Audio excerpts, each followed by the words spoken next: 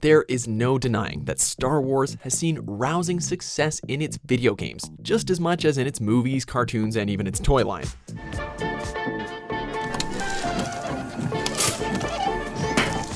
Before we begin, be sure to subscribe to MojoPlays and click on the links in the description to vote on upcoming content. Whether it's in an action-adventure, a shooter, or a Lego-fied retelling of the movies, Star Wars has taken on many genres across gaming. And while many have garnered outstanding review scores, there have been a few bumps in the road.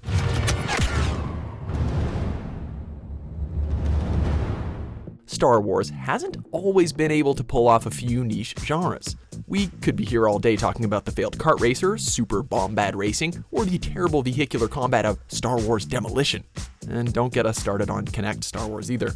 However, there is one genre that would seem like a more ideal fit for the Star Wars license: the fighting game genre.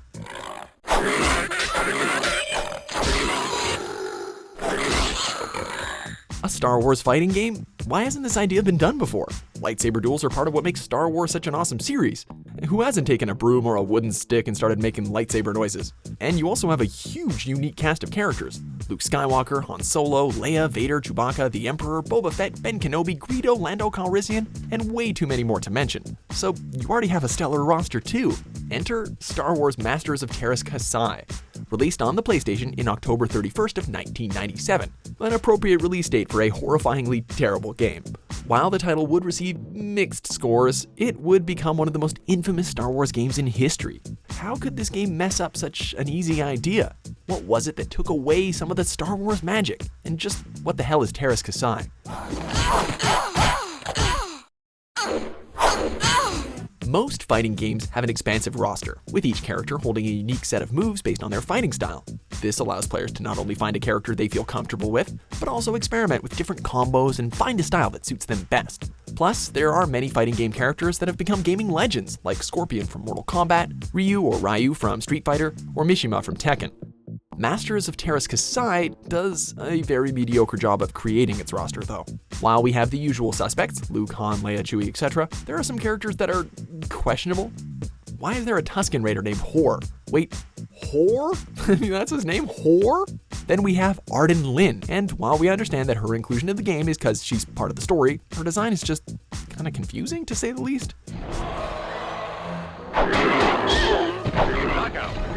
As for Unlockables, well, we aren't exactly cheering when we unlock the Stormtrooper or a separate playable Leia. At least Darth Vader is in this, right?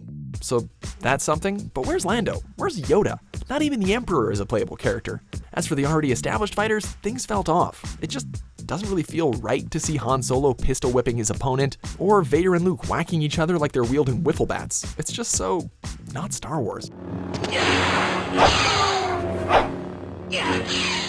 Speaking of character, one of the most important aspects in designing a fighting game is maintaining a fair and consistent balance. You can't have one character that's too fast and deals too much damage or something. Developers have to make sure that every character has their own set of strengths and weaknesses without making specific matches feel like an unfair fight. On top of that, you have to create good AI to ramp up the difficulty without making fights too hard or too easy. With that in mind, how did Casaya fail to see this problem?